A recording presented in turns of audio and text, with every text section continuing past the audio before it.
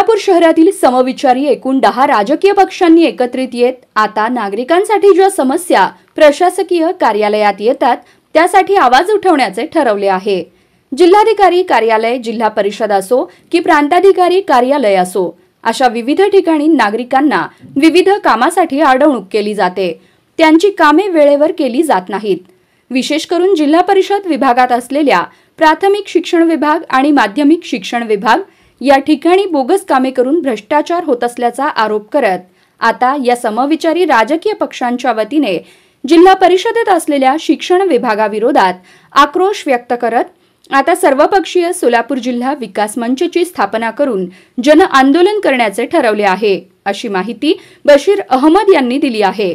तसेच ते जिल्हा परिषदेचे मुख्य कार्यकारी अधिकारी असलेल्या जंगम यांना काळे फासण्याचे देखील म्हटले आहेत, अशी माहिती पत्रकार परिषद घेऊन देण्यात आली।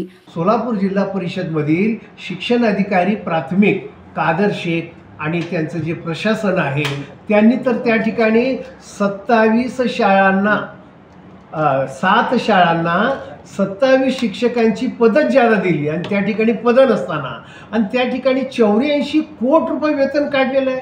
त्याला कोण जबाबदार आहे? शेतकऱ्यांच्या नावाने करमाळा तालुका, अक्कलकोट तालुक्यामध्ये 180 विहिरी त्या ठिकाणी दाखवून कर्ज उचलण्यात आलेलं आहे। शेतकऱ्याला कर्ज मिळालेलं नाही। 180 विहिरीचे अनुदान गेलं कुठं? अशा प्रकारे समाज कल्याणपासून प्राथमिक शिक्षण, माध्यमिक शिक्षण, सामान्य प्रशासन विभाग, जिल्हा परिषदमधल्या अशा एकूण त्या ठिकाणी 12 विभागाचा मोठा घोटाळा आहे। आणि त्या ठिकाणी आपल्याला महत्त्वाचं सांगतो, आज माझ्याकडे पुरावे आलेत, तिथले जे मुख्य कार्यकारी अधिकारी आहेत श्रीमती स्मिता पाटील हे मुख्य कार्यकारी अधिकारी आहेत, परंतु त्यांनी 10 दिवसासाठी प्राथमिक माध्यमिक शिक्षण अधिकाऱ्यांचा चार्ज घेतला आणि बंदी काळात त्यांनी 30 वैयक्तिक मान्यता दिल्या आणि मागचं 10-10, 5-5 वर्षाचं वेतन काढलं। हे सरकारला दिसत नाही का?